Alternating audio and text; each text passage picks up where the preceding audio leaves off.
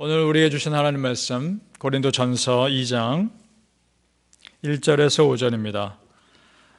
신약성경 265페이지 고린도전서 2장 1절에서 5절 우리 함께 읽겠습니다.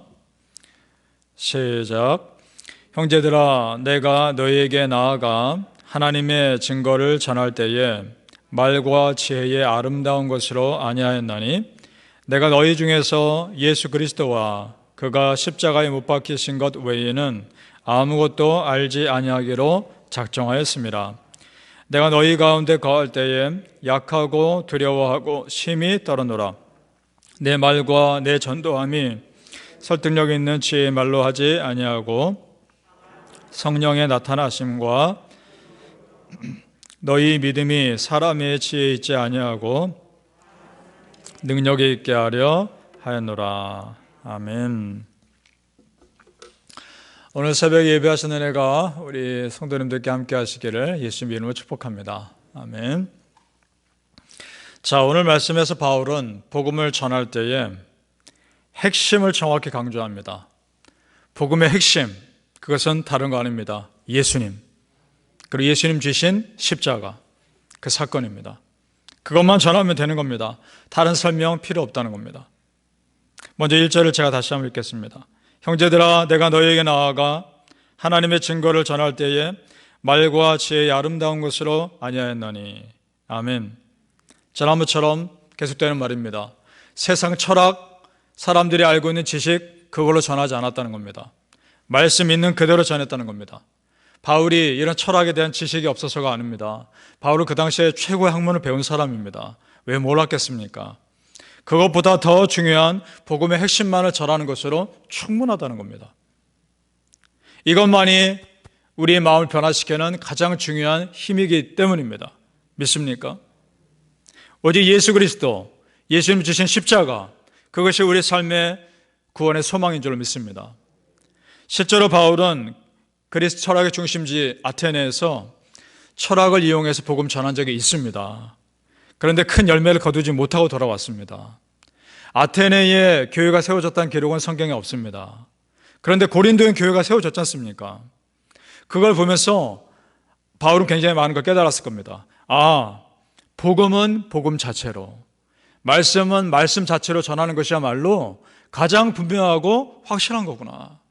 여러분 믿으십니까? 설교도 마찬가지입니다. 하나님 말씀 자체로 전하는 것으로 충분합니다. 다른 화려한 말이 필요가 없는 거죠. 그것이야말로 가장 확실하고 분명한 메시지가 되는 것입니다. 우리 2절 고린도서 2장 2절 말씀 제가 읽겠습니다. 내가 너희 중에서 예수 그리스도와 그의 십자가에 못 박히신 것 외에는 아무것도 알지 아니하기로 작정하였습니다. 아멘. 맞습니다. 예수님과 그 십자가 사건이 구약과 신약을 꿰뚫는 핵심입니다. 그것을 전하면 되는 겁니다. 구약 성경에요, 예수님을 예표하는 사건이 참 많이 나옵니다. 우리 출애굽 마지막 재앙이 무엇이었습니까? 첫째들이 다 죽는 것을 통해서 이스라엘 백성들이 그 애굽에서 구원받는 사건 아니었습니까? 이것이 무엇을 의미합니까? 예수님의 장자, 하나님의 장자 예수님이 십자가에 피 흘려 죽으심을 통해서 우리가 죄에서 구원받는 사건을 상징하는 것입니다. 믿습니까? 구약의 예수님을 예표하는 사건이 이렇게 많은데 성경은 그래서 예수님 모르고는 이해할 수가 없는 겁니다. 성경은 예수님으로 꿰뚫어져 있는 겁니다. 신기한 것은 성경 읽다 보면 예수님에 대해서 알고 싶어집니다. 그리고 예수님을 알게 되면 성경을 더 쉽게 이해하게 됩니다. 참 신기하죠.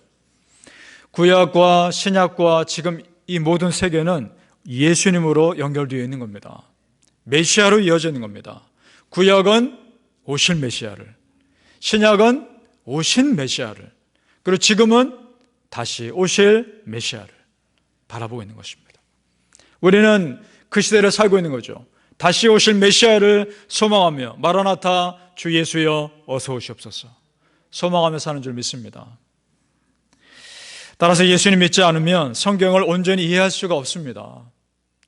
성경에 나오는 또 놀라운 사건 중에 광야에서 이스라엘 백성들이 진을 친 사건, 이것을 자세히 보면 참 신비로움이 숨어 있습니다. 광야에 이스라엘 백성들이 출애굽하고 40년을 돌아다니며 캠프 생활을 하죠. 가운데 성막이 있습니다. 그리고 동서남북으로 이스라엘 백성들이 캠프를 칩니다. 천막을 칩니다. 그 숫자를 보면요, 그 성막의 동쪽에 있는 숫자가 배치가 가장 적습니다. 그리고 남쪽과 북쪽이 동쪽보다는 많고 서로 남쪽과 북쪽은 배치되는 숫자가 비슷합니다. 그래서 서쪽에 가장 많은 지파의 숫자가 배치되어 있습니다. 그러니까 여러분 한번 잘 생각해 보세요. 가운데 성막을 중심으로 동쪽에 어느 정도 배치되어 있고 남쪽과 북쪽에 그보다 많은 지파들이 양쪽으로 배치되어 있고 그 밑으로 더 많은 지파들이 쭉 배치되어 있었겠죠. 그것을 여러분 하늘에서 한번 본다고 생각해 보세요. 그리고 방향을 약간 틀어 보십시오. 어떤 모양일까요? 십자가입니다. 이스라엘 백성들이 광야에서 진을 친 배치 그 모형이 십자가 모양입니다. 그리고 가운데 피의 제사를 드렸던 성막이 있는 겁니다. 이것이 무슨 말을 해주는 있는 것입니까? 예수 그리스도께서 피 흘려 십자가에서 죽으신 것을 상징하고 있는 것이고 이스라엘 믿음의 공동체가 그 십자가 사건을 감당하는 은혜의 공동체가 될 것을 상징하고 있는 것입니다. 너무나 놀라운 것이죠. 따라서 여러분, 성경을 알면 알수록 하나님의 신비로움이 보입니다. 그리고 성경을 많이 알수록 균형 잡힌 믿음을 가질 수 있는 것입니다. 믿습니까? 호세아 6장 3절에 이런 말씀이 있습니다. 그러므로 우리가 여호와를 알자, 힘써 여호와를 알자. 아멘.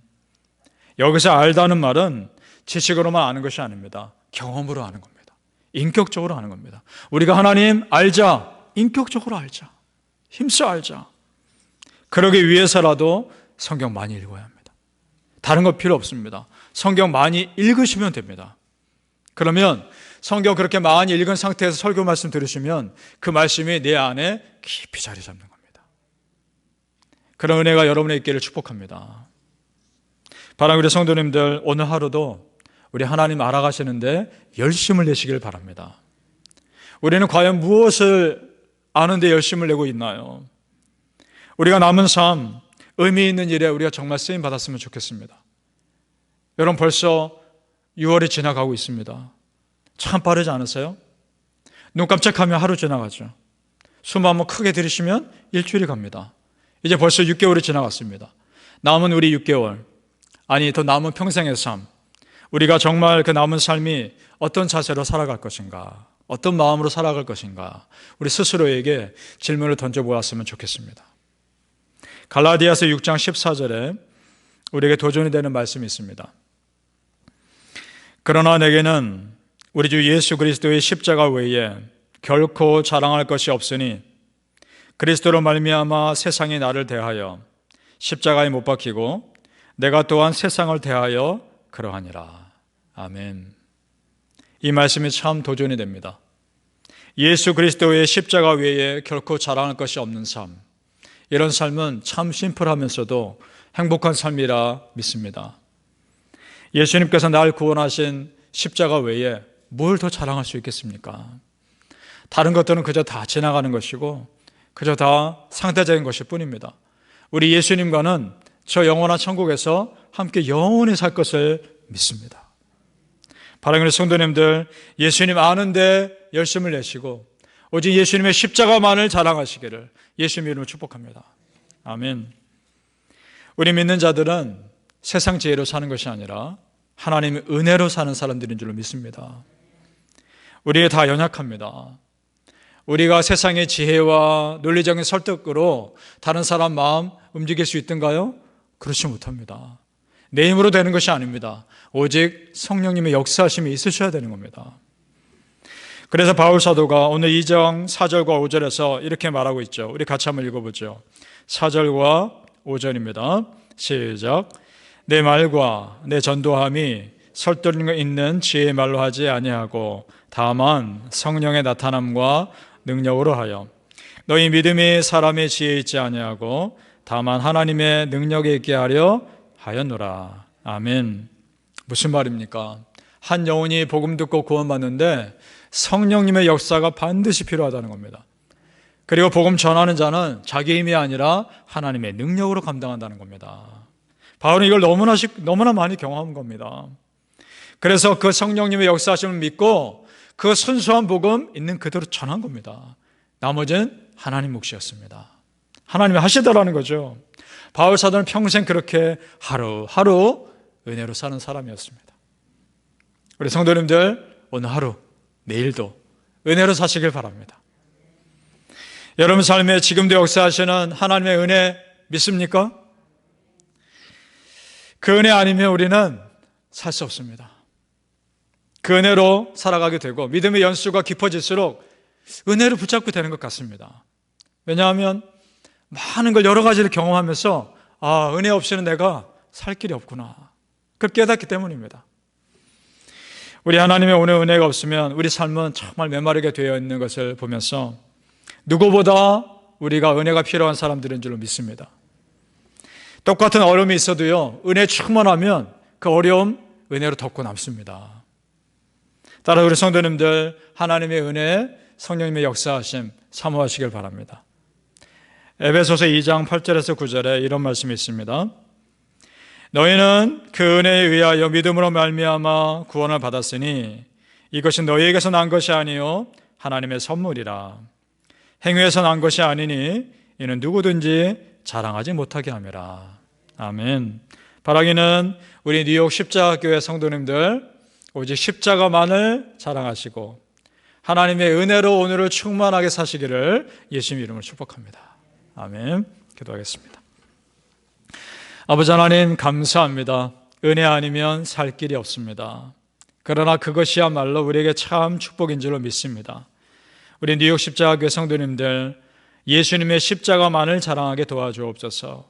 그리고 예수님의 은혜만을 자랑하게 도와주시고 오늘도 우리 예수님 더 알아가는 데 힘을 내게 하여 주옵소서. 말씀에 이런 은혜가 있었구나. 말씀이 나에게 이렇게 힘이 되는구나. 오늘도 깨달아가며 그 은혜 붙잡고 살아가는 믿음의 백성들 다 될 수 있도록 하나님 축복하여 주시옵소서. 감사하며 예수님 이름으로 기도합니다. 아멘.